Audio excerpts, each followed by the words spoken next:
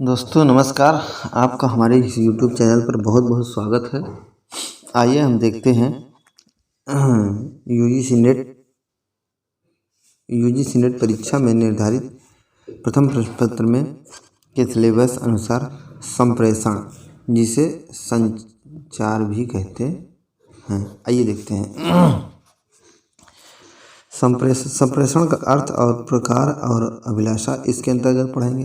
प्रभावी संप्रेषण, वाचित एवं गैर वाचित, अंतः सांस्कृतिक एवं सामूहिक संप्रेषण, कक्षा संप्रेषण, प्रभावी संप्रेषण, बाधाएं, जन मीडिया एवं समाज आदि के बारे में हम अध्ययन करेंगे।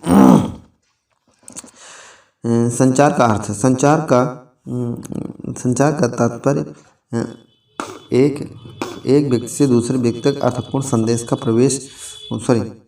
संचार का तात्पर्य एक व्यक्ति से दूसरे व्यक्ति तक अर्थपूर्ण संदेश का संप्रेषण हमारे अनुभव, विचारों, संदेश, दृष्टिकोण, मत, सूचना, ज्ञान आदि का परस्पर मौखिक, लिखित या सांकेतिक आदान प्रदान संचार के अंतर्गत आता है। संचार के अंग्रेजी पर्याय कम्युनिकेशन शब्द की उत्पत्ति लैटिन भाषा के कम्युनिकेशन शब्द से हुई है, जिसका अर्थ समुदाय होता है। कम्युनिकेटर बराबर कम्युनिकेशन। संचार एक व्यक्ति से दूसरे व्यक्ति तक अर्थपूर्ण संदेश प्रेषित करने वाली प्रक्रिया है। यह प्रक्रिया गत्यात्मक, जटिल तथा वैज्ञानिक है। संचार एक रेखीय प्रक्रिया है। इसके अंतर्गत इसे सरल रेखा में बढ़ता हुआ माना जाता है। टेलीफोन रेखीय संचार का उदाहरण है। जैसे आ, कोई संदेश भेज रहा है और बा उसे ग्रहण कर रहा है। संप्रेषण संदेश प्रेषक आ यानी सेंडर, और संदेश यानी मैसेज प्राप्तकर्ता यानी रिसीवर बा होता है। संचार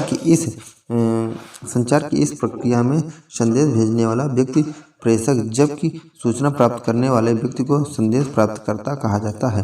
अंतर्राष्ट्रीय मुद्दों पर संचार से जुड़े मुद्दों की चर्चा यूनेस्को द्वारा की जाती है। संचार की प्रमुख परिभाषाएं। जे पॉल लिगन्स, यह एक प्रक्रिया है जिसमें दो या दो से अधिक व्यक्ति एक ऐसे रूप में विचारों, तथ्यों, अनुभवों अथवा प्रभावों का विनिमय करते हैं जिसमें प्रत्येक व्यक्ति संदेश का समान ज्ञान प्राप्त कर लेता है। वास्तव में यह संप्रेषक और ग्राहक के बीच किसी संदेश अथवा संदेशों की श्रृंखला को प्राप्त करने के लिए की गई सम्मिलित क्रिया है। थियो हाइमान, संचार वह प्रक्रिया है जिसके द्वारा सूचना व संदेश एक व्यक्ति से दूसरे व्यक्ति तक पहुँचे। संचार मनुष्य को जानने व बताने की जिज्ञासा की पूर्ति करता है।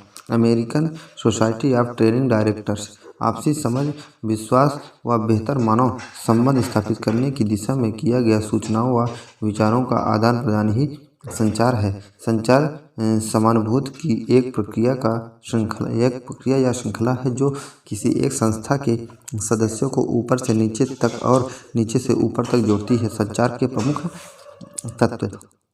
संचार प्रक्रिया के सफलतापूर्वक संपन्न होने के लिए कुछ मनुष्य तत्वों का होना अनिवार्य है। ये महत्वपूर्ण तत्व निम्न हैं। स्रोत, प्रेषक, संदेश भेजने वाला, संकेत, एनकोडिंग, भेजने वाले संकेतों से उपयुक्त संकेतों को रूपांतरित करना, संदेश, विचार, सूचना, अनुभव तथा मौखिक या लिखित संदेश, माध्यम, वह साधन जिसके द्वारा कोई संदेश प्रेषक से प्राप्तकर्ता तक पहुंचाता है, कूटा अनुवाद, संदेश को अर्थपूर्ण संदेशों में परिवर्तित करना, प्राप्तकर्ता, संदेश प्राप्त करने वाला, प्रतिपुष्टि संचार प्रक्रिया का अंतिम चरण होती है। संदेश प्राप्तकर्ता की संदेश की प्रतिक्रिया प्रतिपुष्टि कहलाती है। प्रतिपुष्टि संचार को बेहतर बनाने में सहायक होती है। शोर, संचार में उत्पन्न वह बाधा जो प्राप्तकर्ता द्वारा संदेश प्राप्त करने में हस्तक्षेप करती है उसे शोर कहते हैं। शोर, प्रेषक, संकेत, संदेह, माध्यम, कूटानुवाद, प्राप्तकर्ता, प्रतिपुष्टि, सोच, विचारों तथा संदेशों को वाचिक तथा अवाचिक चिन्हों में रूपांतरित करना कूटलेखन कहलाता है। संचार की प्रकृति। मानवीय समाज में संचालन की समस्त प्रक्रिया संचार ही संचार पर ही आधारित होती है। इसी से हमारे व्यक्तित्व का विकास होता है। संचार एक साधारण प्रक्रिया है जिसके द्वारा निर्धारित लक्ष्यों की प्राप्ति के प्रयास किए जाते हैं। संचार में वर्तमान एवं अतीत के दोनों सूचनाओं में शामिल किया जाता है। संचार की प्रकृति निम्नलिखित रूपों में होती है। संचार में कला एवं विज्ञान दोनों के तत्व पाए जाते हैं। संचार एक मानवीय प्रक्रिया है जो सामाजिक तत्वों को स्थापित करती है। संचार की प्रक्रिया में प्रत्येक प्रकार का संप्रेषण संदर्भ में प्रभावित होता है। वर्तमान परिवेश में आधुनिक समय के संचार माध्यमों का प्रयोग किया जा रहा है, जैसे ईमेल, वीडियो कॉन्फ्रेंस, फैक्स आदि। इसी के आधार पर परंपरागत संचार माध्यम जैसे पत्राचार, दूरभाष, रेडियो आदि का भी प्रयोग किया जा रहा है। संचार की प्रक्रिया में प्रेषक द्वारा भेजा गया संदेश अर्थपूर्ण संदेश में परिवर्तित होकर प्राप्तकर्ता तक पहुंचता है। किसी संगठन या व्यावसायिक समूह के व्यक्तियों एवं कर्मचारियों के मध्य समन्वय का कार्य संचार द्वारा किया जाता है। इस प्रकार संचार एक प्रबंधकीय कार्य है। संचार मौखिक, लिखित, सांकेतिक होने के साथ साथ एक मार्गी अथवा द्विमार्गी हो सकता है। संचार तथा संप्रेषण में प्रतिभागियों का चयन सन्निहित उपयोगिता और अकेलापन कारकों द्वारा प्रभावित होता है। संचार के 7 C ऑफ द कम्युनिकेशन। विश्वसनीयता। जब तक का प्रेषक द्वारा संचारित संदेश का सूचना का स्रोत विश्वसनीय नहीं होता है, तब तक का संचार विश्वसनीय नहीं हो सकता है। संदर्भ है। संचार वर्तमान परिस्थितियों में अंतर्संबंधित होना चाहिए। विषय वस्तु की संपूर्ण जानकारी प्रेषक और प्राप्तकर्ता के पास उपलब्ध होनी चाहिए। स्पष्टता। संदेश की भाषा सरल एवं स्पष्ट हो ताकि समझने में आसानी हो। निरंतरता और संगतता। संचार कभी का समाप्त होने वाली प्रक्रिया है। संदेश में श्रोता तक पहुंचने के लिए उसे लगातार दोहराना पड़ता है, इसीलिए संदेश की प्रत्येक पुनरावृत्ति में संगतता होनी चाहिए। माध्यम। केवल इन्हीं माध्यमों का प्रयोग होना चाहिए। इन्हें प्रेषक एवं प्राप्तकर्ता उचित समझें। श्रोताओं की क्षमता। संदेश को प्रेषित करने से पूर्व की श्रोताओं की क्षमताओं का आकलन करना चाहिए तथा उसी के अनुरूप संदेश या सूचना को प्रेषित करना चाहिए। नोट। विद्वानों के एक अन्य समूह के द्वारा संचार को 7C के अंतर्गत पूर्णता, संक्षिप्तता, विचारणीयता, प्रतिफल और स्पष्टता, विशिष्टता, शिष्टता या नम्रता एवं सत्यता या शुद्धता को रखा गया है। मर्फी, हिल, ब्राइड एवं थॉमस के शब्दों में 7C की जानकारी और उनका प्रयोग आपको उत्तम संचारकर्ता बनाने में सहायक होगा। अच्छे संचार हेतु 7 मानदंडों का यह सिद्धांत प्रभावपूर्ण संचार सिद्धांत एक महत्वपूर्ण अंश है। प्रभावपूर्ण संचार सिद्धांत का एक महत्वपूर्ण अंश है। संचार के 4 S। Four S of the communication. संक्षिप्तता, शॉर्टनेस। संचार प्रक्रिया में प्रयुक्त शब्द तथा वाक्य संक्षिप्त होने चाहिए जिससे श्रोताओं को संदेश सुनने या समझने में आसानी हो। साधारण। सिंपलिसिटी।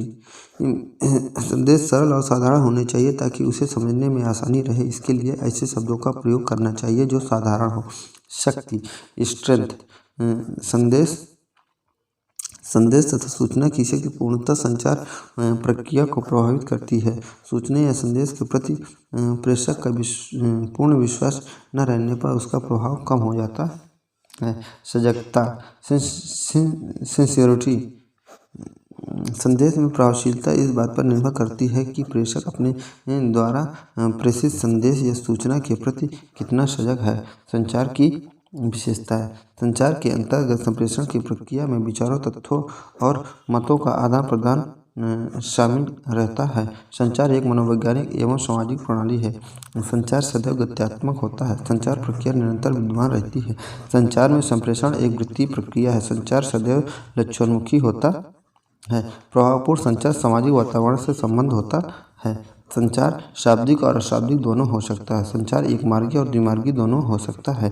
संचार की प्रक्रिया में एक आम संप्रेषण अपना प्रस्तुतिकरण और सुगम पूर्वाभ्यास से शुरू करता है। संचार सूचनाओं के आदान प्रदान तथा आपसी समझ से बेहतर होता है।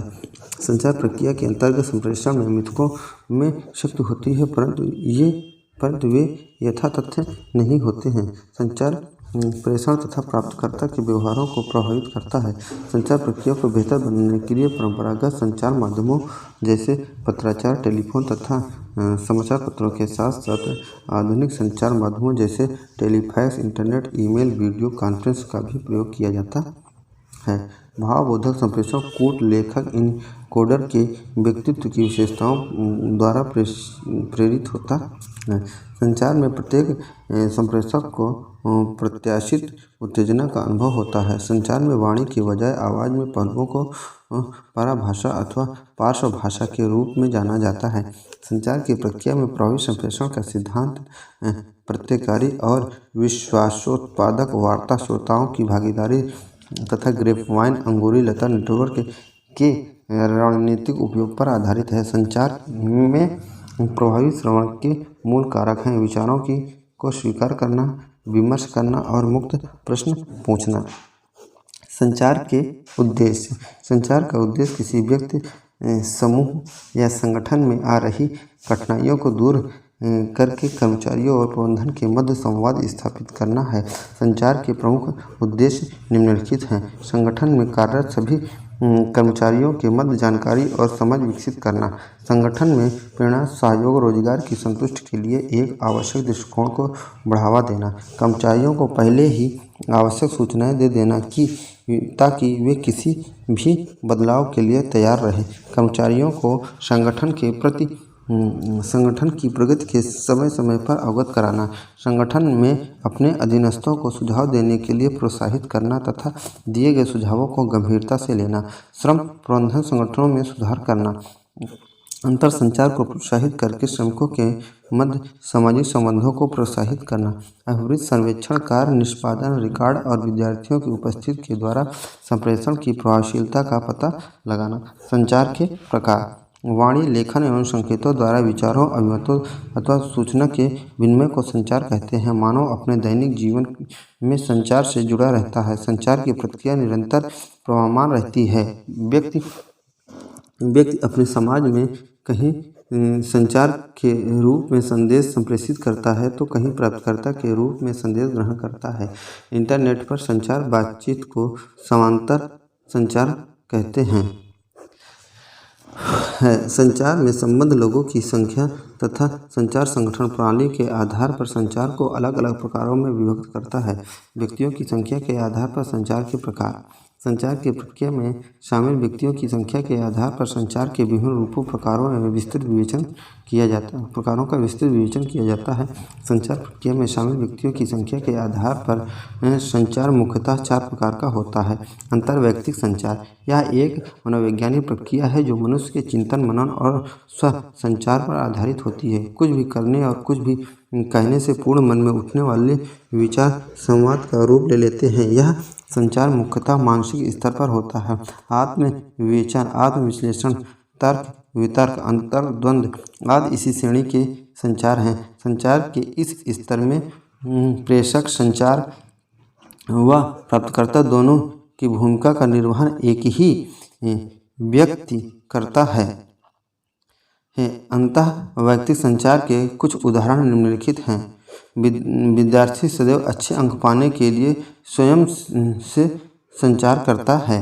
बेरोजगार व्यक्ति नौकरी पाने के लिए स्वयं से संचार करता है। भूखा व्यक्ति सदैव अपनी भूख मिटाने के लिए स्वयं से संचार करता है। शारीरिक रूप से मजबूत व्यक्ति कमजोर व्यक्ति पर अपना प्रभुत्व जमाने के लिए स्वयं से संचार करता है।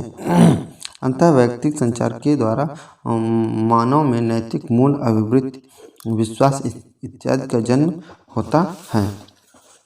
अंतर्वैयक्तिक संचार। अंतर्वैयक्तिक संचार दो या दो से अधिक व्यक्तियों का परस्पर संचार है। यह संचार दोतरफा प्रक्रिया है। इसमें संचारक को त्वरित गति से फीडबैक मिलने लगता है। सामान्यतः दो व्यक्तियों के मध्य होने वाले संचार को ही अंतर्वैयक्तिक संचार की श्रेणी में रखा जाता है। साक्षात्कार, कार्यप्रणाली, वार्तालाप, समाचार संकलन इत्यादि अंतर्वैयक्तिक संचार के उदाहरण हैं। उपदेशात्मक संचार भी इसी का उदाहरण है। अंतर्वैयक्तिक संचार माध्यमिक संबंधों का आधार है। इस प्रकार के लिए केवल दो लोगों के उपस्थित ही अनिवार्य नहीं है, बल्कि उनके मध्य अंतःक्रिया का होना भी जरूरी है। दूरभाष पर वार्तालाप, ईमेल अथवा स्पेशल नेटवर्किंग साइट पर बातचीत, चैटिंग अंतर्वैयक्तिक संचार के अंतर्गत आते हैं। अंतर्वैयक्तिक संचार दो प्रकार के होते हैं: शाब्दिक संचार और अशाब्दिक संचार। शाब्दिक संचार मानवीय संचार में शब्दों का सर्वाधिक प्रयोग किया जाता है। शाब्दिक संचार वैसे संचार को कहा जाता है जिसका आधार भाषा है। ऐसे संचार में संप्रेषक अपने विचारों एवं भावों की अभिव्यक्ति लिखित भाषा के रूप में अथवा शब्दों या वाक्यों के रूप में बोलकर करता है। इस प्रकार शाब्दिक संचार के दो प्रकार मौखिक संचार, अमौखिक या लिखित संचार हैं। जब कोई संदेश यह सूचना मौखिक उच्चारण द्वारा प्रेषित की जाती है तो उसे मौखिक संचार कहते हैं। इसमें केवल दो पक्ष होते हैं: प्रेषक सेंडर और संदेश प्राप्तकर्ता। संदेश के नीचे संदेश को उपग्रंथ कहते हैं। मौखिक संचार के द्वारा ही मानवीय व सामाजिक संबंधों की स्थापना की जाती है। इस संचार में सेमिनार, संगोष्ठी, कार्यशाला, वार्तालाप, अनौपचारिक सूचना समूह, चर्चा, भाषण तथा अंगूरी लता, ग्रेप वाइन संचार इत्यादि आते हैं। मौखिक संचार में व्यवधान या रुकावट आने को एंट्रॉपी कहते हैं। जब कोई संदेश या सूचना प्राप्तकर्ता को लिखित रूप में प्रेषित की जाती है तो उसे अमौखिक या लिखित संचार कहते हैं। इस संचार या कार्यालय महत्व सर्वाधिक होता है। इसके माध्यम से विभिन्न स्थानों पर अनेक व्यक्तियों को एक साथ संचारित किया जा सकता है, जैसे पत्र, तार, फैक्स, ईमेल आदि के जरिए। लिखित संचार के अभाव में कोई भी व्यापार, वाणिज्य अथवा संगठन का संचालन संभव नहीं है। इस संचार के माध्यम से संदेशों के अवलेखों को सुरक्षित रखा जाता है। लिखित संचार में प्रमुख रूप निम्नलिखित हैं: प्रतिवेदन, बुलेटिन, फैक्स, परिपत्र, कार्यालयीय आदेश, सोशल नेटवर्किंग और नोटिस। मौखिक तथा अमौखिक संदेशों के परस्पर विरोधी होने पर अधिकांश लोग अमौखिक संदेशों में विश्वास करते हैं। अशाब्दिक अवाचिक संचार, जिस संचार में व्यक्ति संदेश को प्रेषित करने के लिए भाषा के अतिरिक्त अशाब्दिक व्यवहारों या संकेतों, शारीरिक मुद्रा, चेहरे की अभिव्यक्ति, आवाज़ के उतार चढ़ाव का उपयोग करता है, तो ऐसे संचार का अशाब्दिक या अवाचिक संचार कहते हैं। यह संचार का सबसे प्रभावी माध्यम है मौखिक संचार। अमौखिक संचार का कालानुक्रम संदेश, प्रतीक, कोड, रंग होता है। अशाब्दिक संचार में चेहरे की अभिव्यक्ति सर्वाधिक प्रभावी होती है। इसकी प्रभाविता शारीरिक हावभाव से भी अधिक होती है। अशाब्दिक संचार के पहलू होते हैं प्रोक्सेमिक्स और क्राइनेसिक्स, पार्श्व भाषा और क्रोनेमिक्स तथा स्पर्श की भाषा। शरीर संबंधी हाव भाव, भंगिमा तथा उसका अर्थ। शरीर संबंधी भाव, भंगिमा, अर्थ: पलक उठाना गुस्सा, अविश्वास, आगे झुकना एकाग्रता को प्रदर्शित करता है। पीछे झुकना अत्यधिक आत्मविश्वास का सूचक है। नाक रगड़ना उलझन, आंख मारना अंतरंगता, माथा पीटना भूलना, शिथिल मुद्रा व्यक्ति तथा वार्ता में रुचि को दर्शाता है। छाती पर बाँह फांसना बचाव की मुद्रा, चश्मा उतारकर रख देना सुनने की इच्छा नहीं है। आँख सिकोड़ना अस्वीकृति, गले के पीछे एक हाथ रखना असामर्थ्य का प्रतीक, गाल पर हाथ रखना चिंता और सोचने का संकेत, जम्हाई लेना ऊब भ्रम का द्योतक, तोरी चढ़ना, सिर अथवा कुछ होने का संकेत। नाक में थोड़ा थोड़ा छूना और अस्वीकृत शंका का द्योतक है। छूना और रगड़ना, नाक को थोड़ा थोड़ा छूना और रगड़ना अस्वीकृति शंका का द्योतक है। बाहें आराम की मुद्रा में निष्कपट तथा खुलेपन का प्रतीक। आंखों के मध्य अच्छा संपर्क, दूसरे व्यक्ति में रुचि। जेब में हाथ डालकर चलना उदासी का द्योतक। जेब में हाथ डालकर चलना यानी उदासी का द्योतक। समूह संचार, जब यह राष्ट्रीय या क्षेत्रीय स्तर पर विचार गोष्ठी और कार्य शिविर, सार्वजनिक व्याख्यान तथा सभाओं आदि के विचारों का आदान प्रदान होता है तो उसे समूह संचार कहते हैं। यह संचार अंतर्व्यक्तिक संचार का ही विस्तृत रूप है। इस संचार में दो या दो से अधिक व्यक्तियों की भागीदारी अनिवार्य होती है। इस संचार में शोर की समस्या के कारण प्रतिपुष्टि धीमा और व्यवधानपूर्ण होती है। सामूहिक वाद विवाद। नाट्यशालाओं में सामूहिक अवलोकन, सिनेमा, फोरम इत्यादि समूह संचार के उदाहरण हैं। संस्थागत संचार जैसे फेसबुक, ट्विटर, व्हाट्सएप आदि भी समूह संचार हैं। अतः संस्थागत संचार को समूह संचार के समतुल्य भी माना जाता है। जन संचार दो शब्दों जन और संचार से मिलकर बना है, जहाँ जन शब्द का अर्थ भीड़ तथा जनता तथा संचार का अर्थ किसी भाव, विचार या जानकारी को दूसरे व्यक्तियों तक पहुँचाना। अतः विचारों के आदान प्रदान की सामूहिक प्रक्रिया जनसंचार कहलाती है। चीनी सांस्कृतिक क्रांति नेता माओ जेडोंग द्वारा जनसमूह से बातचीत किए जाने वाले संप्रेषण को मास लाइन कम्युनिकेशन कहा गया है। जनसंचार की प्रमुख परिभाषाएं। डी.एस. मेहता। जनसंचार का अर्थ संचार माध्यमों जैसे रेडियो, दूरदर्शन, प्रेस और चलचित्र द्वारा सूचना, विचार और मनोरंजन का प्रचार प्रसार करना है। George A. मिलर। जनसंचार का अर्थ सूचना को एक स्थान से दूसरे स्थान तक पहुंचाना। जनसंचार प्रक्रिया ही सबसे अधिक व्यापक एवं प्रभावी मानी जाती है, क्योंकि इस प्रक्रिया में संप्रेषक एक ही जगह से अधिक श्रोताओं से संचार कर सकता है और विभिन्न माध्यमों से प्रतिपुष्टि भी प्राप्त कर सकता है। संचार की प्रक्रिया में जनसंचार के अनेक माध्यम अत्यंत प्रभावी रूप से अपना कार्य करते हैं, जैसे पत्र, पत्रिकाएं, दूरभाष, आकाशवाणी, दूरदर्शन, तार पत्र, कंप्यूटर, मोबाइल इत्यादि माध्यम। समाचार पत्र अतुल्यकालिक जनसंचार माध्यम का उदाहरण है। जनसंचार प्रक्रिया में आता है संचार, संदेश, माध्यम, प्राप्तकर्ता, प्रभाव और प्रतिपुष्टि। जनसंचार में चयनात्मक अवबोधन प्राप्तकर्ता की ग्रहणशीलता पर निर्भर करता है। अनुरूप जनसंचार में कहानियाँ स्थैतिक होती हैं। जनसंचार में सूचना कार्य का वर्णन निगरानी रूप में किया जा रहा है। लोक संचार ज़्यादा सुविधाजनक और संरचना के अंदर सहज हो जाता है। संगठन प्रणाली के आधार पर संचार के प्रकार। कार्यात्मक दृष्टिकोण से संचार की संगठन प्रणाली के आधार पर संचार को निम्नलिखित दो प्रकारों में विभाजित किया गया है। औपचारिक संचार। यह संचार संगठन के शीर्षक अधिकारियों द्वारा काफ़ी सोच समझकर किया जाने वाला संचार है, इसीलिए इसे आधिकारिक संचार भी कहते हैं। इस संचार में प्रेषक द्वारा ज़्यादा प्रभावी होता है। इस संचार में प्रेषक ज़्यादा प्रभावी होता है। प्रत्येक छोटे बड़े सामाजिक संगठन के लिए औपचारिक संचार आवश्यक है। इसकी कार्यप्रणाली पूर्व निर्धारित होती है, इसीलिए इसमें परिशुद्धता अधिक पाई जाती है। औपचारिक संचार के 3 प्रकार होते हैं: ऊर्ध्वाधर, क्षैतिज और तिर्यक संचार। ऊर्ध्वाधर संचार अधीनस्थ कर्मचारियों में उच्च अधिकारियों की ओर तथा उसके उल्टे क्रम में चलने वाले संचार को ऊर्ध्वाधर संचार कहते हैं। ऊर्ध्वाधर संचार के 2 प्रकार हैं, आरोही व अवरोही है।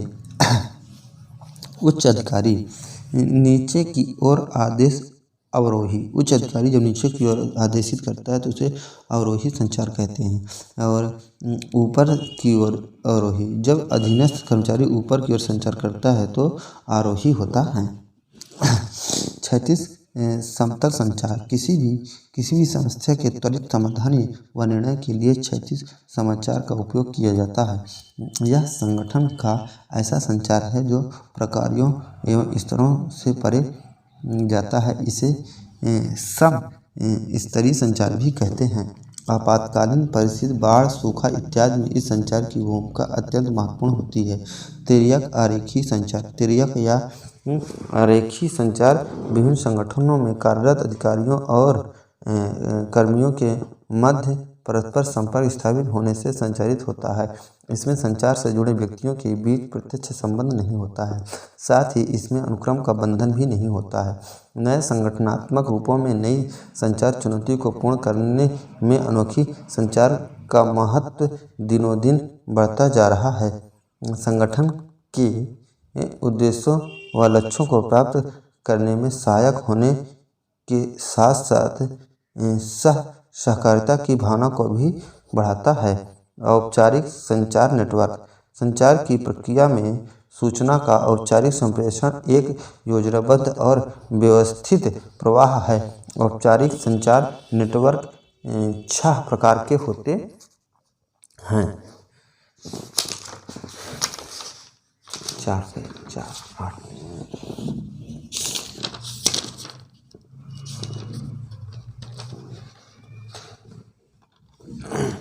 6 प्रकार के होते हैं। पहला है तारा चक्र संचार नेटवर्क। इस संचार नेटवर्क में अधीनस्थ कर्मचारी संचार के लिए अपने उच्च अधिकारी से जुड़े रहते हैं। इसमें नेतृत्व की भूमिका काफ़ी प्रभावशाली होती है, जबकि कार्य संतुष्टि बहुत कम होता है। इसमें अधिकारियों के चारों तरफ अधीनस्थों का संचार सक्रिय रूप से उपस्थित रहता है। यह संचार की प्रजातांत्रिक शैली नहीं है, फिर भी मंत्री परिषद में इसी संचार नेटवर्कों का प्रयोग किया जाता है। श्रृंखला नेटवर्क। इस संचार नेटवर्क में प्रत्येक 2 व्यक्तियों के मध्य संचार होता है। 2 व्यक्ति आमने सामने एक से एक संचार करते हैं। प्रजातांत्रिक प्रणाली में इसका उपयोग कम होता है। इस संचार में कार्य की गति उच्च होती है, नेतृत्व प्रमुख होता है, कार्य की प्रस्तुतता अधिक होती है तथा कार्य संतुष्टि कम होती है। वाई आकार का संचार। यह संचार नेटवर्क अंतर विभागीय स्तर पर प्रचलित रहता है। जब किसी कार्य को योजनाबद्ध तरीके से किया जाता है तो उस कार्य का प्रभाव एक से अधिक विभागों पर पड़ता है तो वहाँ इस संचार नेटवर्क का उपयोग किया जाता है। उल्टा वी आकार। वाई आकार का था ये उल्टा वी आकार का है ना। जब किसी संगठन में सामान्य स्तर के अधिकारी में परस्पर विश्वास अथवा ऊपर के अधिकारियों में अधीनस्थों के विश्वास का अभाव हो तब इस प्रकार के संचार नेटवर्क का प्रयोग किया जाता है। क्षेत्रीय प्रशासन में यह संचार सर्वाधिक पाया जाता है। वृत्त संचार नेटवर्क। इस तरह के संचार में कुछ व्यक्ति इस स्थिति में होते हैं कि वे एक दूसरे से संचार कर सकें। यह सीमित मात्रा में विकेंद्रीकरण देखा जाता है। इस संचार नेटवर्क में कार्य की गति मंद, नेतृत्व कमजोर तथा कार्य संतुष्टि अधिक होती है। इसका उपयोग मीटिंग, राउंड टेबल कॉन्फ्रेंस में किया जाता है। एक वृत्तिक संचार में प्रतिपुष्टि फीडबैक के कारण एनकोडर डिकोडर हो जाता है। सभी मार्ग नेटवर्क। इस संचार नेटवर्क में प्रत्येक व्यक्ति किसी भी दूसरे व्यक्ति से बात कर सकता है। इस नेटवर्क में अधिकतम विकेंद्रीकरण पाया जाता है। इसमें प्रेरणा अधिक पाई जाती है लेकिन नेतृत्व कमजोर होता है। नोट। सभी मार्ग संचार नेटवर्क तथा वृत्त संचार नेटवर्क सर्वाधिक विकेंद्रीकृत संचार के प्रतिरूप हैं। अनौपचारिक संचार। अनौपचारिक संचार एक ही विभाग या विभिन्न विभागों के सदस्यों के मध्य पारस्परिक संबंधों पर आधारित होता है। इसमें मानवीय व्यवहारों पर अधिक बल दिया जाता है, अतः इसे मानवतावादी संगठन के नाम से भी जाना जाता है। यह औपचारिक संचार की तुलना में अस्थायी होता है।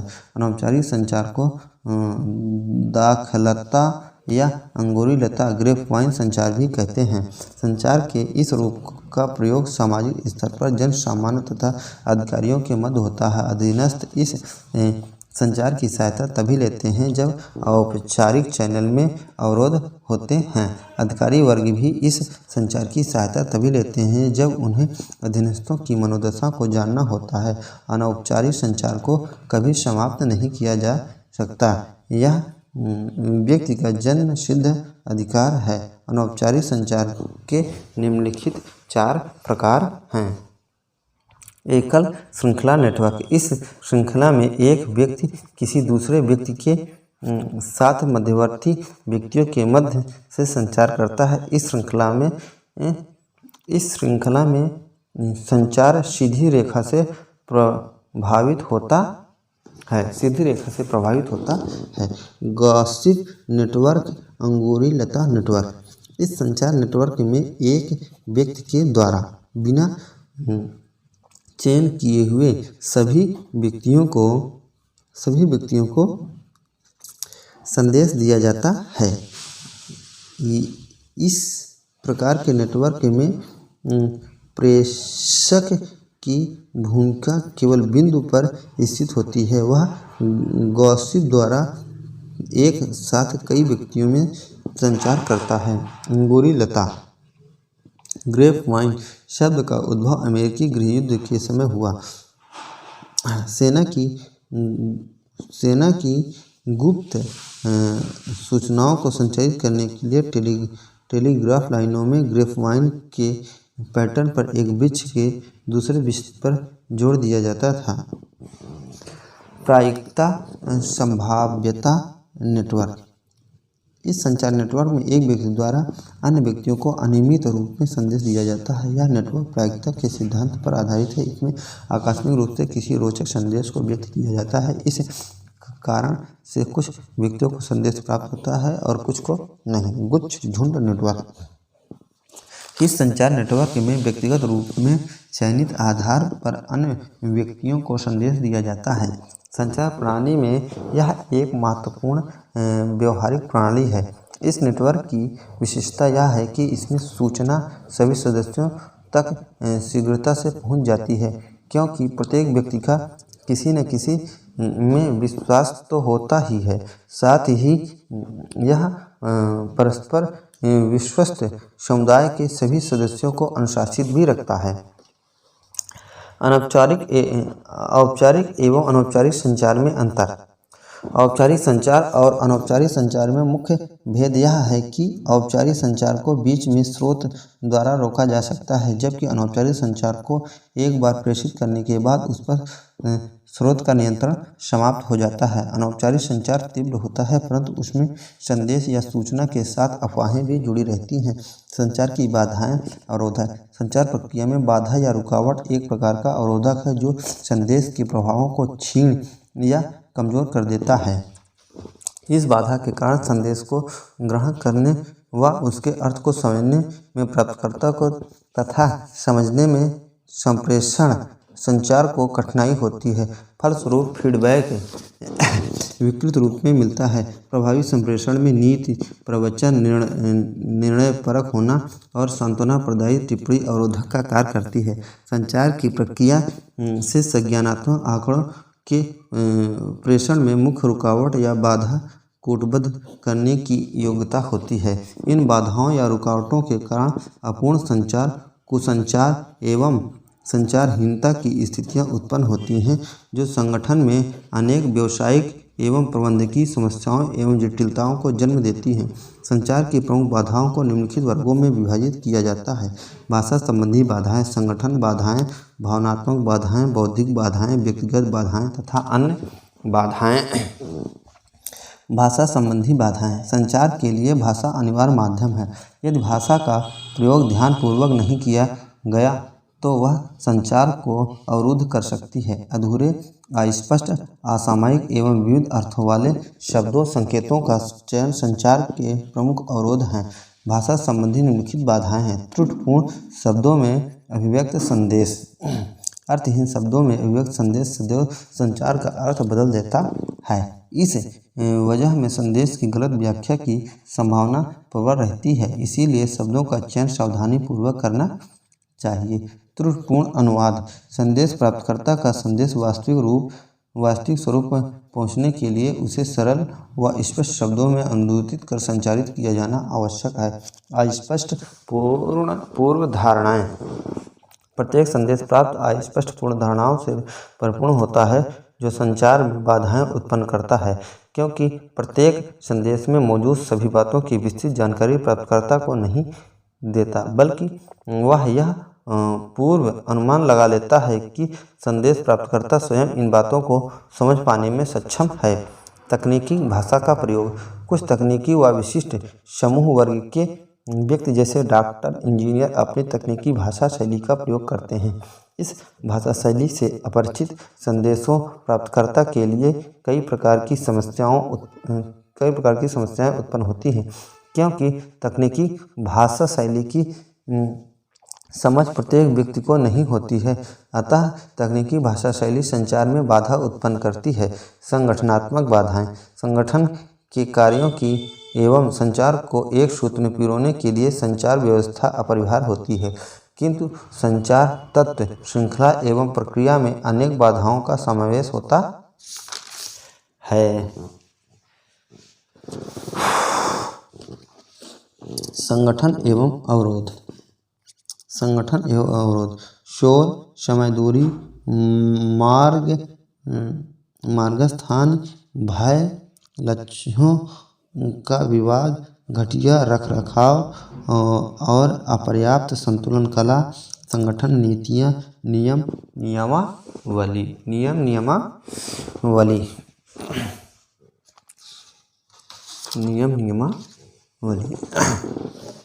आइए देखते हैं। संचार की प्रमुख संगठनात्मक बाधाएं निम्नलिखित हैं। शोर। संचार प्रक्रिया के दौरान शोर की उपस्थिति संकेत के प्रवाह में बाधक होती है। कारखानों एवं मशीनों एवं कलपुर्जों की आवाज़ में मौखिक संचार दब जाते हैं और वे कोई प्रभाव नहीं छोड़ते हैं। इसी प्रकार विभिन्न यंत्रों में दोष होने से उत्पन्न शोर के द्वारा भी संचार अप्रभावी होता है। समय और दूरी। प्रेषक तथा प्राप्तकर्ता के बीच की दूरी एवं समय विभिन्नता संचार के स्वाभाविक प्रवाह में अत्यधिक रुकावटों को जन्म देती हैं। इस प्रकार यदि कार्यालय में बैठने की व्यवस्था दोषपूर्ण है तो संचार में बाधा उत्पन्न होती है। भय।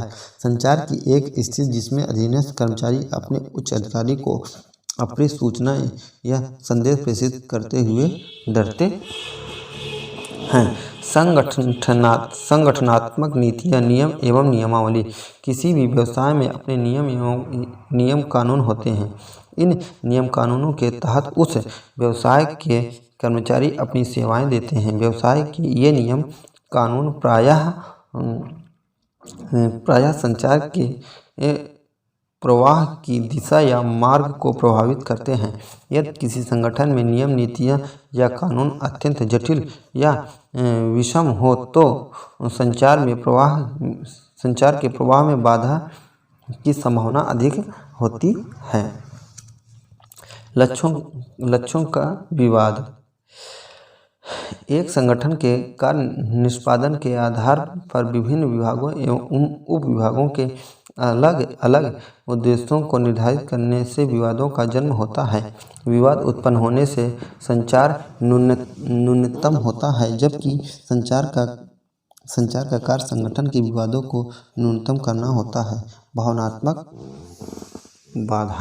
भावनात्मक बाधा से अभिप्राय एक व्यक्ति के दृष्टिकोण, नजरिया इत्यादि में कमी पाए जाने से है, क्योंकि संचार मूलतः दोनों पक्षों अथवा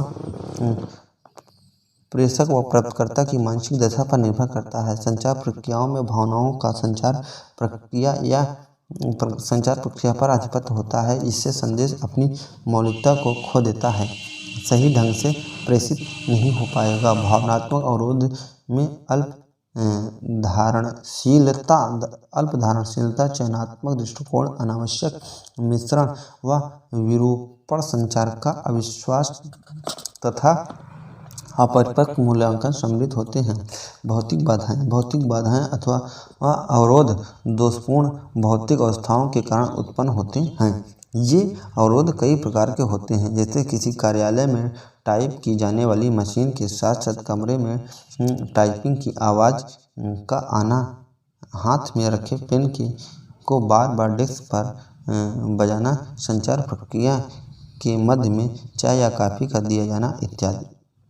भौतिक अवरोध में साहित्यिक विस्फोट, वित्त संबंधी बाधा, हैलो प्रभाव भी सम्मिलित रहते हैं। व्यक्तिगत बाधाएं। संचार एक अंतर्वैयक्तिक संबंधों की प्रक्रिया है। संदेश प्रेषक एवं प्राप्तकर्ता के मध्य अंतर्वैयक्तिक संबंध विभिन्न मात्राओं के विभिन्न स्तरों में विद्यमान होता है। उनके शारीरिक हाव-भाव, अंग विच्छेद एक संदेश के वास्तविक स्वरूप में बदलने की क्षमता रखते हैं। साथ ही एक संगठन में स्थित पद अधिकार संबंधी कटाव व विरोध की एक समान घटना है जो संचार प्रक्रिया को प्रभावित करती है। ये सभी बातें व्यक्ति के व्यक्तिगत हित व व्यक्तित्व से संबंधित हैं। व्यक्तिगत बाधाओं के दो प्रकार हैं, उच्च अधिकारियों की बाधाएं और अधीनस्थों की बाधाएं। उच्च अधिकारियों की बाधाएं। किसी भी संगठन की संचार में उच्च अधिकारी शीर्ष पर होते हैं, अतः उनमें संचार को प्रभावित करने की पूर्ण क्षमता होती है। इनमें संबंध बाधाएं निम्नलिखित हैं। व्यवहार। संचार प्रक्रिया में संगठन को उच्च अधिकारियों का व्यवहार दृष्टिकोण संदेश के प्रवाह को प्रत्यक्ष प्रभावित करता है।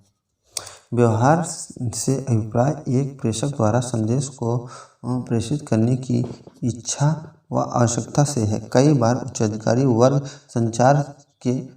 संचार से बचाव करते हुए संचार में बाधा उत्पन्न करते हैं। डर। किसी भी संगठन में प्रत्येक व्यक्ति की आकांक्षा उच्च पद स्थान को प्राप्त करने की होती है। अधिकारी अपने उच्च स्थान को कायम करने की दृष्टि से संचार प्रक्रिया में संदेश के मौलिक स्वरूप को प्रभावित होने से रोक देता है। उसे निरंतर इस बात का भय बना रहता है कि संदेश में वास्तविकता के प्रकट होने से कहीं वर्तमान पद पर स्थान से वंचित न होना पड़े। उचित माध्यम। किसी संगठन में उच्च अधिकारियों की एक समान प्रवृत्ति संदेशों को उचित माध्यम से स्वीकार ग्रहण करने की होती है। वे संचार प्रक्रिया में संदेश प्रवाह को किसी भी माध्यम चरण की अनदेखी नहीं करते हैं। इसमें प्रत्येक चरण महत्वपूर्ण होता है। कार्य को शीघ्रता से कराने के लिए यदि संचार प्रक्रिया के किसी भी चरण की अवहेलना की जाती है तो संचार मार्गों में अवरोध बन जाते हैं और संदेश के प्रभाव में अनावश्यक विलंब होता है। समय का अभाव। किसी संगठन व्यवसाय में उच्च अधिकारियों की सोच यह होती है कि उन पर कार्य का अधिक दबाव है, अतः समय के अभाव के कारण ये संदेश के प्रवाह पर ध्यान नहीं दे पाते और संचार बाधित होता है। अधीनस्थों की बाधाएं। संचार प्रक्रिया तभी प्रभावी हो सकती है जब अधीनस्थ संचार में सक्रिय सहभागिता करें। अनौपचारिक संचार में अधीनस्थ प्रभावशाली भूमिका में होते हैं, बावजूद इसके इन्हें अनेक बाधाओं का सामना करना पड़ता है। संचार प्रक्रिया में अधीनस्थों की बाधाएं निम्न हैं। संचार में अरुचि। संचार प्रक्रिया तभी प्रभावी हो सकती है जब संचार में अरुचि। अधीनस्थ कर्मचारियों में सूचना के प्रति जागरूकता का अभाव होता है। वे उच्च अधिकारियों से नाराज होने की आशंका में सूचनाओं को संप्रेषित करने से बचते हैं। इस प्रकार अधीनस्थों के द्वारा तथ्यों को स्पष्ट न करने से संचार में बाधा आती है। उचित प्रेरणा का अभाव। अधीनस्थों के लिए प्रेरणा का अभाव संचार प्रक्रिया में रुकावट उत्पन्न करता है। उनमें प्रेरणा का अभाव इस तथ्य के कारण होता है कि उनके दिए गए सुझावों एवं विचारों को कोई महत्व नहीं दिया जाएगा। सुरक्षात्मक संचार किसी भी संगठन या व्यवसाय में अधीनस्थ कर्मचारी अधिकांशतः सुरक्षात्मक शैली में संचार प्रक्रिया को संपन्न करते हैं। वे सदैव बचाव वाली मुद्रा में अपना संचार करते हैं। अन्य बाधाएं। संचार प्रक्रिया में संदेश के तीव्र प्रवाह के लिए अनुचित संबंधों का प्रयोग, दोषपूर्ण यांत्रिक साधन, संचार का दबाव या संचार प्राप्तकर्ता की सामाजिक सांस्कृतिक पृष्ठभूमि की विभिन्नताएं आज संचार के प्रभाव को कम कर देती हैं। संचार के अन्य अवरोधों में सूचनाओं का अतिभार, शासकीय प्रकाशन संबंधी बाधाएं, आधुनिक यांत्रिक साधन तथा सामाजिक एवं सांस्कृतिक पृष्ठभूमि की विभिन्नताएं सम्मिलित रहती हैं। संचार की बाधाओं अवरोध का निराकरण। संचार की बाधाओं अवरोधों का निराकरण किसी संगठन या व्यवसाय में संचार के महत्व को ध्यान में रखते हुए यह जरूरी है कि संचार के मार्ग में आने वाले अवरोधों बाधाओं को दूर किया जाए। संचार प्रक्रिया को प्रभावी बनाने हेतु निम्नलिखित सुझाव हैं। संदेश का उद्देश्य स्पष्ट होना चाहिए। श्रोताओं को सामान्य जानकारी हो, सरल व स्पष्ट भाषा का उपयोग करना चाहिए। प्रभावपूर्ण श्रवणता के लिए संदेश का वास्तविक स्वरूप सरलता से प्रभावित होता है। भावनाओं पर संपूर्ण नियंत्रण प्रेषक व प्राप्तकर्ता दोनों का होना चाहिए। शोर को कम करना चाहिए। संदेश अधूरा न हो, पूर्ण होना चाहिए ताकि प्राप्तकर्ता की रुचि बनी रहे। अनुकूल वातावरण हो। शारीरिक भाषा का प्रभावशाली प्रयोग करना चाहिए। प्रतिपुष्ट का उचित प्रयोग हो। प्रभावी कक्षा संचार। कक्षा में प्रभावी संचार हेतु सर्वप्रथम अनुशासन बनाया जाएगा। भाषा में प्रभावी संचार के लिए शिक्षक को विषय की पूर्ण जानकारी होनी चाहिए। शिक्षक का एकमात्र लक्ष्य विद्यार्थियों का हित होना चाहिए। कक्षा की स्थिति में संप्रेषित शब्दों में शक्ति, संचार और परंपरा होती है। शिक्षक कक्षा में सकारात्मक वातावरण का निर्माण करे। शिक्षक कक्षा में लोकतांत्रिक मूल्यों को स्थापित करे। अपनी बात कहने के पश्चात विद्यार्थियों के प्रश्नों का सहज और सरल तरीके से उत्तर दे। शिक्षक को समय समय पर अपने ज्ञानवर्धन हेतु संचार माध्यमों जैसे आकाशवाणी, दूरदर्शन और विश्वविद्यालय में टीवी प्रोग्रामों की सहायता लेनी चाहिए। शिक्षक विद्यार्थियों के मध्य संचार प्रायः उपयोगितावादी होता है। शिक्षक कक्षा में एनकोडर्स की भूमिका में रहते हैं जबकि विद्यार्थी डिकोडर्स की भूमिका में। शिक्षक का कक्षा में संचार एजुटेनमेंट सिद्धांत पर आधारित होता है। कक्षा संचार विद्यार्थी केंद्रित होता है। किसी सूचना या संदेश में समृद्ध कक्षा व्याख्यान की सामान्य विशेषताएं उसके तथ्यात्मक प्रकृति के होने में होती है। शिक्षक को कक्षा में प्रभावी उपस्थिति सुनिश्चित करने के लिए स्थापित भावभंगिमा को अपनाना होगा। प्रभावी संप्रेषण में बोध अथवा समझ को पहले से मान कर चलना होगा। कक्षा में विद्यार्थियों को संबोधित करते समय अध्यापक वाक् स्वराघात परिवर्तन को ध्यान में रखते हैं। कक्षा संचार। कक्षा संचार में शिक्षक का संप्रेषण सामूहिक संप्रेषण होता है। कक्षा संचार एक प्रकार से सामाजिक पहचान पर आधारित होता है। कक्षा संचार शिक्षक स्वयं संप्रेषण की चयनित पद्धतियों और संदेश पर तत्काल नियंत्रण रखता है। कक्षा संचार को सामान्य संज्ञानात्मक प्रकृति का माना जाता है। शिक्षक का कक्षा में विद्यार्थियों के साथ संवाद या बातचीत को तदनुभूत कहते हैं। शिक्षक कक्षा संचार का संचालन व्याख्यान विधि के द्वारा करता है। कक्षा संचार में विद्यार्थियों द्वारा संदेश ग्रहण पर प्रतिकूल प्रभाव डालने वाले आंतरिक व बाह्य कारकों को शोर कहा जाता है। कक्षा संचार में शिक्षक के आत्मविश्वास का स्तर नज़र मिलाने से निर्धारित होता है। कक्षा संप्रेषण के संदर्भ में मनोवृत्तियों, कार्यों एवं प्रकटन को अशाब्दिक रूप में समझा जाता है। सकारात्मक कक्षा संप्रेषण का परिणाम अनुनय होता है। कक्षा संचार में विचारों की गतिशीलता, प्रक्रिया को प्रभाव करने के लिए मस्तिष्क चित्रण का केंद्रीय बिंदु के रूप में प्रयोग किया जाना चाहिए। शिक्षक द्वारा कक्षा में संप्रेषित ज्ञान को सांस्कृतिक निवेश माना जाता है। अच्छे कक्षा संप्रेषण के रूप में शिक्षक से यह अपेक्षा की जाती है कि वह अपने कलात्मक विराम को समझे। कक्षा संचार में भाषेतर संप्रेषण के घटक मौखिक अभिव्यक्ति, अंग, गति, संवेदन और व्यक्तिगत देश स्पेस है। सूचना एवं प्रसारण मंत्रालय। सूचना और प्रसारण मंत्रालय भारत सरकार की एक शाखा है जो सूचना, प्रसारण, प्रेस और फिल्मों से संबंधित नियमों, विनियमों और कानूनों के निर्माण और प्रशासन का शीर्ष निकाय है। यह मंत्रालय भारत सरकार की प्रसारण शाखा प्रसार भारती के लिए भी उत्तरदायी है। सूचना एवं प्रसारण मंत्रालय रेडियो, टेलीविजन, फिल्म, प्रकाशन, विज्ञापन जैसे जनसंचार के साधनों और संचार के पारंपरिक तरीकों जैसे नाटक, संगीत और नृत्य के माध्यम से लोगों को सूचना उपलब्ध कराने में प्रभावी भूमिका निभाता है। मंत्रालय लोगों को राष्ट्रीय एकता, पर्यावरण संरक्षण, स्वास्थ्य एवं परिवार कल्याण, निरंतरता खत्म करने जैसे मुद्दों के अलावा महिलाओं, बच्चों और समाज के अन्य कमजोर वर्गों से जुड़े मुद्दों के प्रति जागरूक करने का भी काम करता है। प्रसार भारती 23 नवंबर 1997 को प्रसार भारती का संगठन किया गया।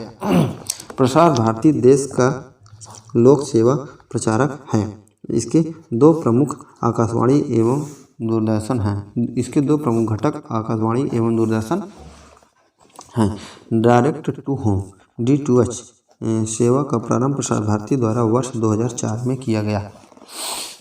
उद्देश्य रेडियो और दूरदर्शन पर संतुलित प्रसारण का विकास सुनिश्चित करके लोगों को सूचना देना, शिक्षित करना व उनका मनोरंजन करना, देश की एकता, अखंडता और संविधान द्वारा स्थापित मूल्यों को बनाए रखना, नागरिकों को लोकहित के सभी मामलों की सूचना प्रदान करना, शिक्षा और साक्षरता के प्रसार, कृषि, ग्रामीण विकास, पर्यावरण, स्वास्थ्य और परिवार कल्याण, विज्ञान और तकनीकी जैसे क्षेत्रों पर विशेष ध्यान देना, महिलाओं से जुड़े मुद्दों के बारे में जागरूकता फैलाने के साथ साथ बच्चों, वृद्धों और समाज के अन्य कमजोर वर्गों के हितों की रक्षा के लिए विशेष कदम उठाना, विभिन्न संस्कृतियों, खेलों और युवा मामलों पर पूरा ध्यान देना, सामाजिक न्याय को बढ़ावा देना और कमजोर अल्पसंख्यकों तथा आदिवासी समुदायों के अधिकारियों की रक्षा करना, प्रसारण तकनीक की सुविधाओं के विकास, विस्तार और शोध को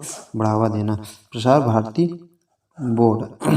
प्रसार भारती भारत भारती बोर्ड द्वारा संचालित होता है, जिसमें एक अध्यक्ष, एक कार्यकारी सदस्य, मुख्य कार्याधिकारी, एक वित्त सदस्य, एक क्रमिक सदस्य, 6 अंशकालिक सदस्य, सूचना और प्रसारण मंत्रालय का एक प्रतिनिधि और आकाशवाणी एवं दूरदर्शन के महानिदेशक पदेन सदस्यों के रूप में शामिल होते हैं।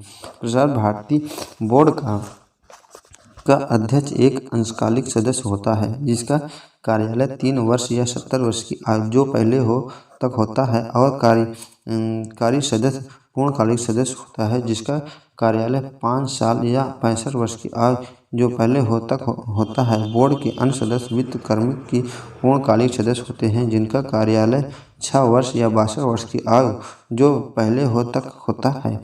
Note: Prasar Bharati broadcasting corporation of India act 1990। Akashvani radio के आविष्कार के कुछ वर्षों बाद रेडियो का प्रसारण मुंबई, कोलकाता और चेन्नई जैसे शहरों में शुरू हो गया। जून 1923 में मुंबई के एक रेडियो क्लब द्वारा पहला कार्यक्रम प्रसारित किया गया। 23 जुलाई 1927 को मुंबई और कोलकाता में निजी स्वामित्व वाले 2 ट्रांसमीटरों के प्रसारण सेवा शुरू हुई है। निजी क्लबों के प्रसारण के बाद भारत सरकार ने एक निजी कंपनी भारतीय ब्रॉडकास्टिंग कंपनी लिमिटेड के साथ समझौते के मध्य से प्रसारण शुरू किया। 1930 में इस कंपनी के दिवालिया होने पर प्रसारण नियंत्रण विभाग के अंतर्गत भारतीय राजकीय प्रसारण सेवा का गठन किया गया। 1936 में भारतीय प्रसारण सेवा का नाम बदलकर all India radio AIR all India radio कर दिया गया। प्रारंभिक 4 वर्षों तक ऑल इंडिया रेडियो को संचार विभाग, सूचना और प्रसारण विभाग और सूचना कला विभाग के अधीन रखा गया। तत्पश्चात 10 सितंबर 1946 को यह पुनः सूचना और प्रसारण मंत्रालय के अधीन शामिल किया गया। 1965 में ऑल इंडिया रेडियो को आकाशवाणी के नाम से पुकारा जाने लगा। 1956 में ऑल इंडिया रेडियो को आकाशवाणी के नाम से पुकारा जाने लगा। ऑल इंडिया रेडियो का ध्येय वाक्य भोजन हिताय भोजन सुखाय है।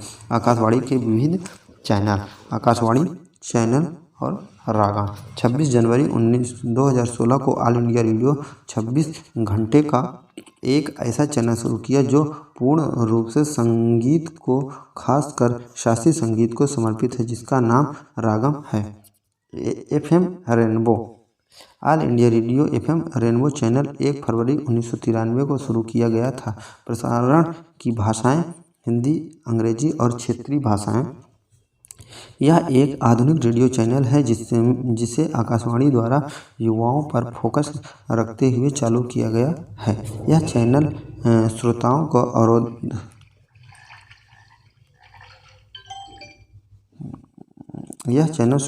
अवरोध मुक्त उच्च गुणवत्ता वाला संगीत प्रदान करने के लिए स्थापित किया गया है। इस चैनल की शुरुआत रेडियो के घटते हुए श्रोताओं की संख्या बढ़ाने हेतु की गई थी। रेडियो में FM स्टेशन का मुख्य उद्देश्य मनोरंजन, सूचना तथा अंतर संवाद है। दूरदर्शन। 15 सितंबर 1959 को दूरदर्शन प्रसारण की शुरुआत दिल्ली में शैक्षिक और विकास पर आधारित कार्यक्रम के साथ प्रायोगिक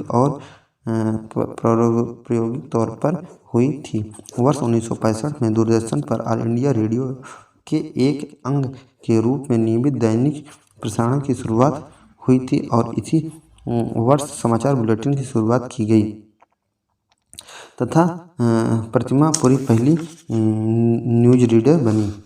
वर्ष 1972 में मुंबई और अमृतसर में दूरदर्शन की शुरुआत हुई तथा वर्ष 1982 में दूरदर्शन पर रंगीन प्रसारण की शुरुआत की गई। 1984 के बाद दूरदर्शन ने अपना विस्तार प्रारंभ किया। वर्तमान में दूरदर्शन के अनेक channel free to air DTH सेवा के माध्यम से संचालित हो रहे हैं। 26 मई 2015 को भारत सरकार ने किसानों के लिए DD किसान चैनल की शुरुआत की है। समाचार एजेंसियां। Press trust of India. 27 अगस्त 1947 को प्रेस एक्ट ऑफ इंडिया को रजिस्टर किया गया है। 1 फरवरी 1949 को इसने कार्य करना शुरू किया। यह भारत की सबसे बड़ी न्यूज एजेंसी है। इसका मुख्यालय दिल्ली में है। यह अपने इनसेट उपग्रह पर एक ट्रांसपोंडर के जरिए समाचार सीधे ग्राहक तक पहुंचाती है और इंटरनेट के माध्यम से अपने ग्राहकों से जुड़ी है। यह भारत की गैर मुनाफे वाली सबसे बड़ी सरकारी संस्था है जो देश के अखबारों द्वारा चलाई जाती है। PTI अंग्रेजी के साथ साथ हिंदी समाचार सेवा भी देती है, जिसे भाषा नाम दिया गया है। वर्तमान में ज़्यादा से ज़्यादा ग्राहक सैटेलाइट के जरिए PTI की सेवाएं प्राप्त कर रहे हैं। देश के कोने कोने PTI के लगभग 400 पत्रकार हैं। लगभग 500 स्टिंगर्स प्रत्येक जिले एवं छोटे शहर में मौजूद हैं, जो अलग अलग श्रेणियों में 2000 से ज़्यादा खबरें और 200 से ज़्यादा फोटोग्राफ प्रतिदिन प्रदान करते हैं। वर्तमान में भारत में समाचार एजेंसी बाजार के 90% हिस्से पर PTI का कब्जा है। यह समाचार एजेंसी एशिया के समाचार को पहला स्थान देती है। यह Reuters, United press international, UPI और अजांस फ्रांस प्रेस के साथ समाचारों का लेन देन करती है। टेलीप्रिंटर सर्विस के अलावा यह एजेंसी कंप्यूटर संगणक की सहायता से भी समाचार देती है। PTI ने भारत के समाचार सेवा प्रदान करने के लिए 100 से अधिक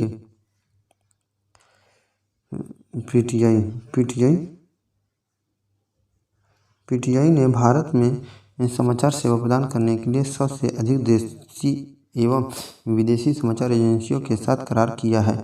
एशियाई एशियाई देशों में आर्थिक विकास और व्यापारिक अवसरों के बारे में ऑनलाइन डाटा बैंक के लिए सूचना एकत्र करने के लिए पीटीआई और 5 अन्य एशियाई मीडिया संगठनों ने सिंगापुर में एशिया पल्स और इंटरनेशनल नाम की एक कंपनी स्थापित की है।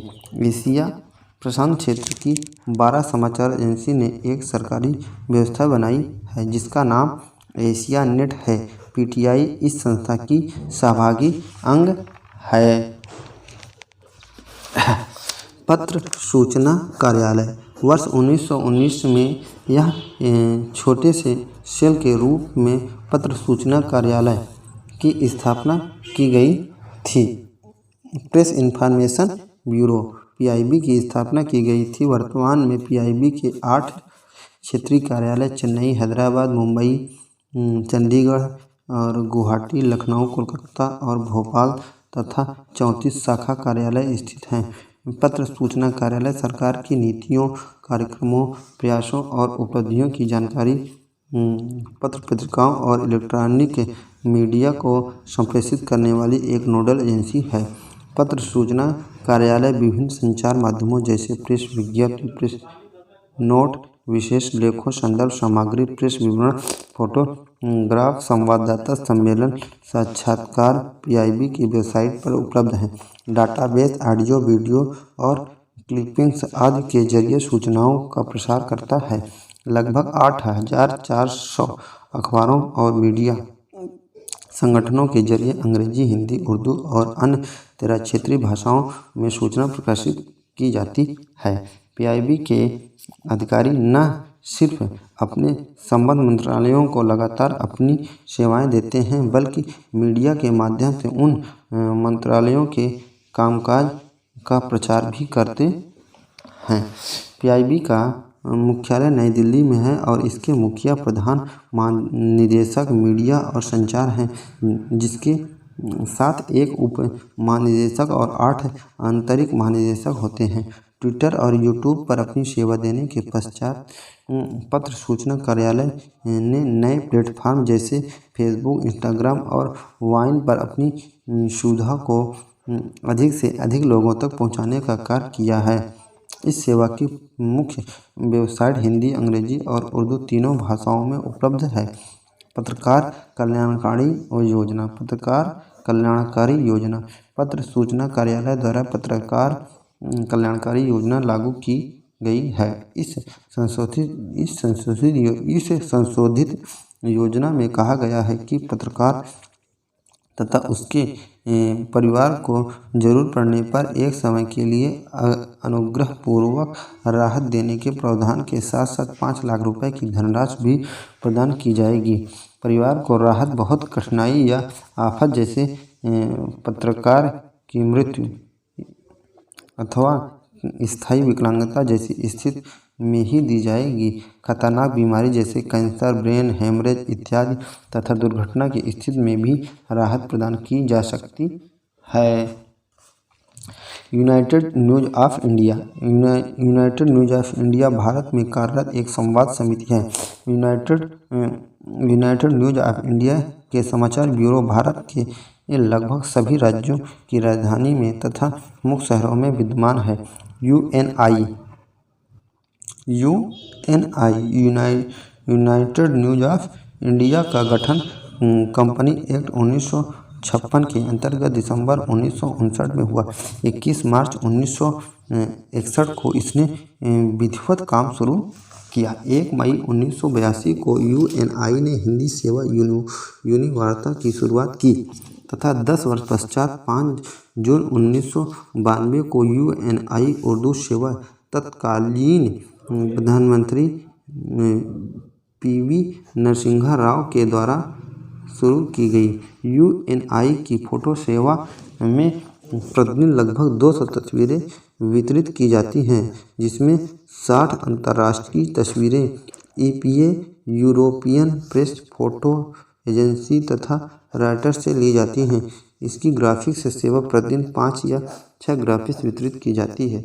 यूएनआई ने ही सर्वप्रथम विश्व में उर्दू समाचारों की आपूर्ति की थी। इसका नेटवर्क दिल्ली, उत्तर प्रदेश, मध्य प्रदेश, बिहार, महाराष्ट्र, कर्नाटक, आंध्र प्रदेश एवं जम्मू और कश्मीर तक फैला हुआ है। UNI संवाददाता Washington, New York, London, Moscow, Dubai, Islamabad, Kathmandu, Colombo, Dhaka, Singapore, Toronto, Sydney, Bangkok और काबुल में अपनी सेवाएं दे रहे हैं।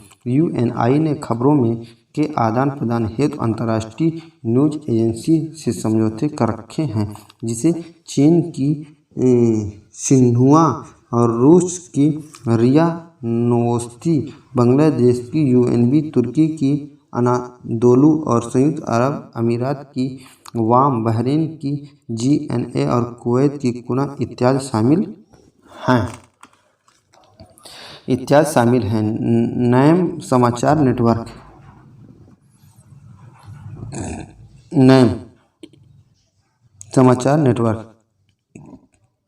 News non aligned movement news network, NAM news network, non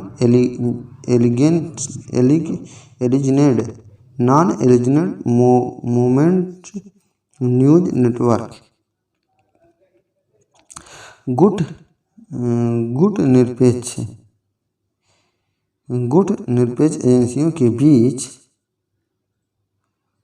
समाचार और फोटो विनिमय के लिए बनी एक ऑनलाइन सेवा का नाम है। इसका गठन 2005 में किया गया है। मलेशिया की समाचार एजेंसी बरनामा कुआलालंपुर इस नेटवर्क को संभाल रही है। NN ने गुट निरपेक्ष समाचार एजेंसी पूल की जगह ले ली है। समाचार एजेंसी पूल की जगह ले ली है, जिन्होंने गुट निरपेक्ष देशों के बीच 30 वर्षों तक समाचार विनिमय किया है। NANAP सस्ती दरों पर गुट निरपेक्ष समूह के देशों के बीच समाचारों को आदान प्रदान को सहज बनाता है। इस नेटवर्क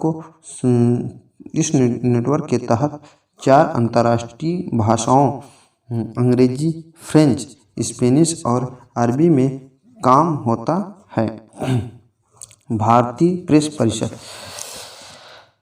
प्रथम प्रेस आयोग ने भारत में देश की स्वतंत्रता के संरक्षण एवं पत्रकारिता में उच्च आदर्शों के मानकों को बनाए रखने के लिए एक प्रेस परिषद की सिफारिश की। इस आयोग की सिफारिश के आधार पर प्रथम बार 4 जुलाई 1966 को एक श्वेत वैधानिक अथवा अर्ध न्यायिक संस्था के रूप में भारतीय प्रेस परिषद की स्थापना की गई। इस परिषद ने 16 नवंबर 1966 को विधिवत रूप से कार्य करना प्रारंभ किया है। भारतीय प्रेस परिषद के प्रथम अध्यक्ष सर्वोच्च न्यायालय के न्यायाधीश J.R. मुधोलकर थे। भारतीय प्रेस परिषद के अध्यक्ष सर्वोच्च न्यायालय के सेवानिवृत्त न्यायाधीश होते हैं। इस परिषद में कुल 28 सदस्य होते हैं जो विभिन्न क्षेत्रों का प्रतिनिधित्व करते हैं। ये निम्नलिखित हैं। 20 सदस्य समाचार एजेंसियों एवं प्रेस संगठन का प्रतिनिधित्व करते हैं। 5 सदस्य संसद के दोनों सदनों का प्रतिनिधित्व करते हैं। 3 सदस्य साहित्य अकादमी, विश्वविद्यालय अनुदान आयोग, बार काउंसिल ऑफ इंडिया का प्रतिनिधित्व करते हैं। भारतीय प्रेस परिषद मुख्यालय नई दिल्ली में है। राष्ट्रीय प्रेस दिवस प्रतिवर्ष 16 नवंबर को मनाया जाता है। जनसंचार के राष्ट्रीय प्रलेखन केंद्र वर्ष 1976 में इसकी स्थापना की गई थी। इसका उद्देश्य मास मीडिया कार्यक्रमों में प्रभावों एवं उनकी सेवाओं के रुझानों के बारे में सूचना, तथ्य एवं अन्य जानकारियां एकत्र करना है। NDCMC का मुख्य कार्य समाचार लेखन एवं अन्य सूचनाएं तथा मास मीडिया कम्युनिकेशन से संबंधित वर्तमान में इसकी गतिविधियों में सूचनाओं का संग्रह, डॉक्यूमेंटेशन करना प्रमुख है। भारतीय जनसंचार संस्थान 17 अगस्त 1965 को इस संस्थान की स्थापना यूनेस्को की सहायता से हुई।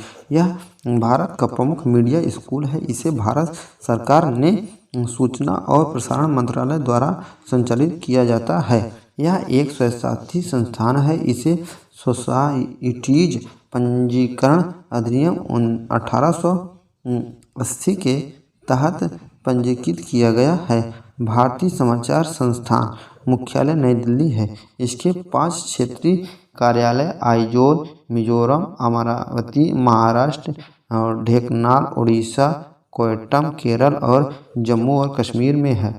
यह संस्थान अनुभवी स्थायी संकाय सदस्यों और बेहतर आधारभूत सुविधाओं के कारण देश का अग्रणी मीडिया स्कूल है। यहाँ संकाय और विद्यार्थी का अनुपात 1:8 है, जो किसी भी मीडिया स्कूल से बेहतर है। यह संस्थान प्रिंट मीडिया, फोटो पत्रकारिता, रेडियो पत्रकारिता, टेलीविज़न पत्रकारिता, संचार, अनुसंधान, विज्ञापन और जनसंपर्क सहित तमाम मीडिया विषयों पर प्रशिक्षण देता है। इसके द्वारा 1 वर्ष के लिए स्नातकोत्तर डिप्लोमा पाठ्यक्रम चलाए जाते हैं, जिनमें हिंदी, अंग्रेजी तथा उड़िया भाषा में पत्रकारिता के साथ साथ विज्ञापन व जनसंपर्क, रेडियो व टीवी पत्रकारिता एवं फोटो पत्रकारिता के पाठ्यक्रम शामिल हैं।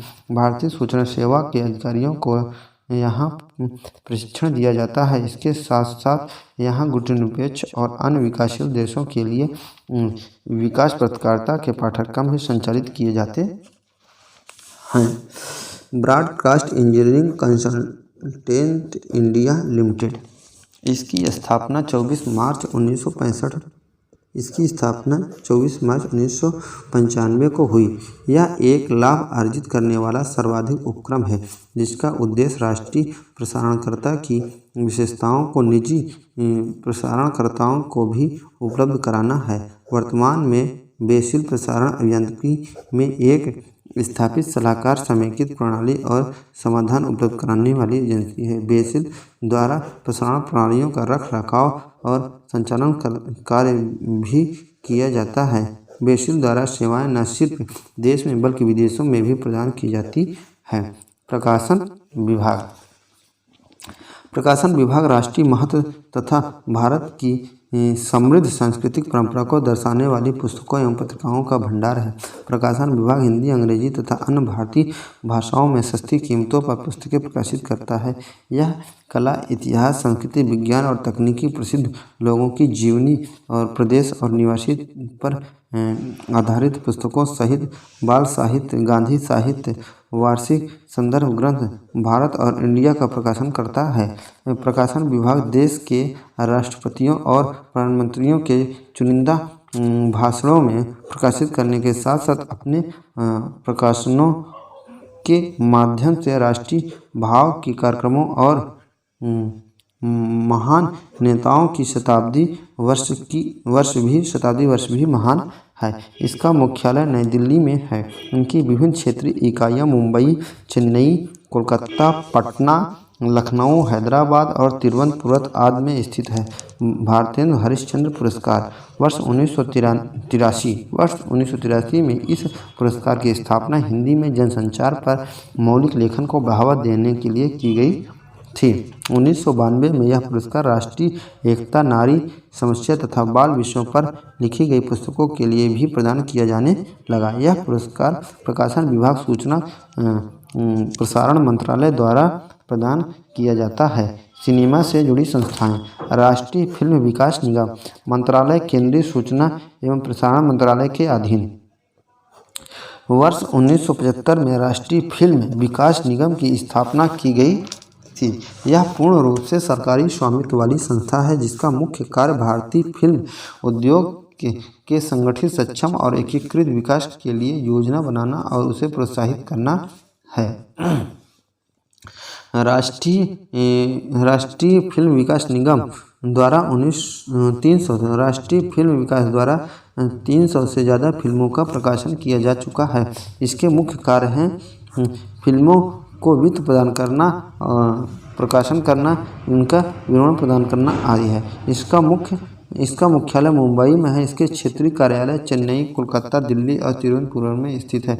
इस निगम के माध्यम से फिल्मों को अलग अलग भारतीय भाषाओं में प्रकाशित किया जाता है। राष्ट्रीय फिल्म अभिलेखागार फरवरी 1965 में भारत सरकार के सूचना एवं प्रसारण मंत्रालय के अधीन राष्ट्रीय फिल्म संग्रहालय का गठन किया गया। यह एक सांस्कृतिक और अनुसंधान संगठन है जिसका मुख्य कार्य भारतीय सिनेमा की विरासत को कायम रखना और उसे संरक्षण देना है। यह संस्था देश में फिल्म संस्कृति के संप्रेषण केंद्र के रूप में भी काम करती है। इस संस्था का मुख्यालय पुणे में है तथा क्षेत्रीय कार्यालय बेंगलुरु, कोलकाता एवं तिरुवनंतपुरम में स्थित है। भारतीय फिल्म और टेलीविज़न संस्थान वर्ष 1960 में भारत सरकार के सूचना एवं प्रसारण मंत्रालय के अधीन एक स्वशासी संस्था के रूप में भारतीय फिल्म संस्थान की स्थापना की गई है। टेलीविज़न ट्रेनिंग विंग पहले नई दिल्ली में कार्यरत था। इसे बाद में 1974 में पूना में स्थानांतरित किया गया। अक्टूबर 1974 में यह संस्थान सोसाइटी पंजीकरण कानून 1860 के अंतर्गत एक सोसाइटी बन गया। इस सोसाइटी में मशहूर हस्तियां हैं जिनमें फिल्म और टेलीविज़न संचार से जुड़े लोग, संस्थान में विद्यार्थी और पदेन सरकारी सदस्य शामिल हैं। यह संस्थान एक संचालक परिषद के अंतर्गत कार्य करता है जिसका प्रमुख अध्यक्ष होता है। शिक्षा परिषद द्वारा संस्थान की शैक्षिक नीतियाँ और योजनाएं तैयार की जाती हैं। यह संस्थान अभिनय में 2 वर्षीय स्नातकोत्तर डिप्लोमा पाठ्यक्रम, कला निर्देशन और निर्माण डिजाइन में 2 वर्षीय स्नातकोत्तर पाठ्यक्रम और 1 वर्षीय स्नातकोत्तर प्रमाणपत्र पाठ्यक्रम संचालित करता है। सत्यजीत रे फिल्म एवं टेलीविज़न संस्थान, यह संस्थान कोलकाता, पश्चिमी बंगाल में एक चलचित्र संस्थान है। इसे सोसाइटी के रूप में 18 अगस्त 1995 में पश्चिम बंगाल सोसाइटी पंजीकरण अधिनियम 1981 के तहत पंजीकृत किया गया था। वर्ष 1995 में सत्यजीत रे फिल्म एवं टेलीविज़न संस्थान कोलकाता को भारत सरकार ने सूचना एवं प्रसारण मंत्रालय के प्रशासकीय नियंत्रण में एक स्वशासी संस्थान के रूप में शामिल किया। यह संस्थान निर्देशन और पटकथा लेखन, सिनेमेटोग्राफी, संपादन और ऑडियोग्राफी में 3 वर्षीय स्नातकोत्तर डिप्लोमा पाठ्यक्रम संचालित करता है। इसके अलावा संस्थान टेलीविज़न और फिल्म से संबंधित लघु और मध्यम अवधि के पाठ्यक्रम भी चलाता है। इस संस्थान का नाम प्रसिद्ध फिल्म निर्देशक सत्यजीत राय के नाम पर रखा गया है। दोस्तों, आज इतना ही। बहुत बहुत धन्यवाद आपको पूरा वीडियो देखने के लिए। संप्रेषण का वीडियो है और इसी तरह से और वीडियो पाने के लिए हमारे चैनल को लाइक, सब्सक्राइब, शेयर करना ना भूलें। बहुत बहुत धन्यवाद, बहुत बहुत शुक्रिया। Thank you.